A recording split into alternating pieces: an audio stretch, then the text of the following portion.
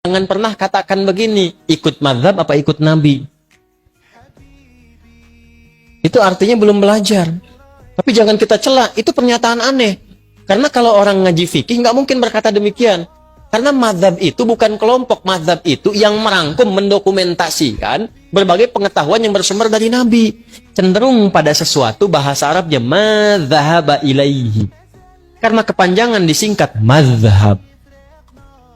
Maka di sini kita kenal pilihannya Imam Syafi'i, mazhab asy-Syafi'i. Pilihannya Imam Ahmad, mazhab Hambali. Pilihan Imam Abu Hanifah, mazhab Hanafi. Pilihan Imam Malik, mazhab. Nah, mazhab itu bukan kelompok-kelompok. Dan semua kita itu kalau ngaji sekarang, itu sanadnya akan tersambung ke mazhab tadi. Kenapa? Karena Nabi itu singkatnya gini, Nabi ngajar ada sahabat. Sepeninggal Nabi, sahabat ngajar. Semua diajarkan. Itu zaman Nabi, zaman sahabat, zaman tabi'in, mereka punya kekuatan untuk mengingat. Dan hebatnya hafalan mereka di dalam kepala. Karena orang sekarang hafalnya di luar kepala. Di luar kepala itu belum hafal. Mereka itu hafalnya di dalam kepala. Nah, bertambahnya masa, berubah eranya, berkurang ingatannya. Karena orang dulu tuh maksiatnya sedikit. Jaga maksiatnya banyak, dijaga. Sehingga berkahnya apa? Kekuatan ingatannya panjang. Sekarang tantangan maksiatnya banyak. Dan ingat, maksiat itu salah satu penyebab utama mengurangi kemampuan untuk menghafal. Saya punya teman, hafal ribuan hadis. Masuk bioskop. Keluar, hilang semua hafalannya. Saya nggak tahu apa yang ditonton. Pulang keluar dari situ, hilang semua hafalan. Ingat, maksiat menghilangkan keberkahan.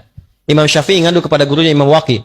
Syakautu waqi'an an su'i hifdhi fanasahani an atrukal ma'asi faqala al-ilmu nurun wa nurullahi la yunzal lil 'asi. Saya mengadu kepada guruku Imam Waqi tentang buruknya hafalanku. Kebayang enggak buruknya hafalan Imam Syafi'i? Mungkin beda titik, beda koma. Kata Imam Waqi gurunya, tinggalkan maksiat karena maksiat itu mencegah cahaya ilmu dari Allah masuk dalam kalbumu. Balik ke sini teman-teman sekalian, fokus baik-baik. Kembalikan ke kita di sini, apa yang kita lakukan?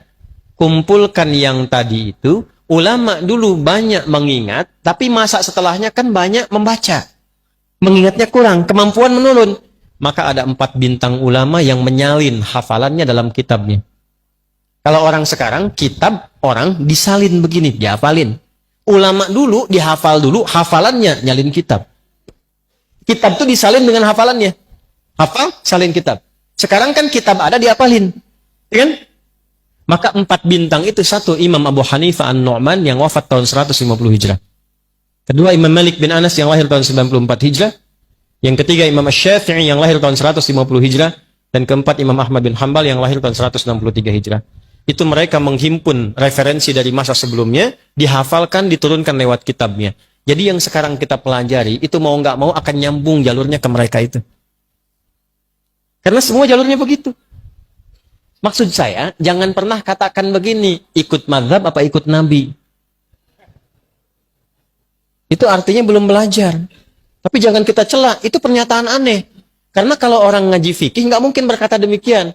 Karena mazhab itu bukan kelompok, mazhab itu yang merangkum, mendokumentasikan berbagai pengetahuan yang bersumber dari Nabi. Kita nggak mungkin kita dapatkan langsung akses ke Nabi. Siapa yang sekarang pernah ketemu Nabi? Saya pulang. Nih, Anda belajar salat dari mana?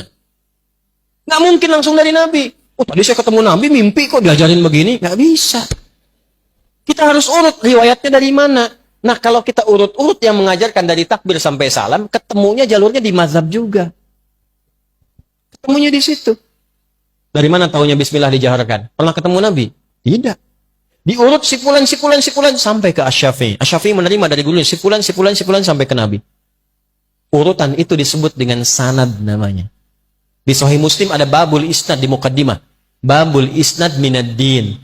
Jadi urutan dalam penyampai riwayat itu termasuk dalam agama. Jadi kalau salah menerima ilmunya, bisa salah ibadahnya. Nah, kita punya itu dalam Islam.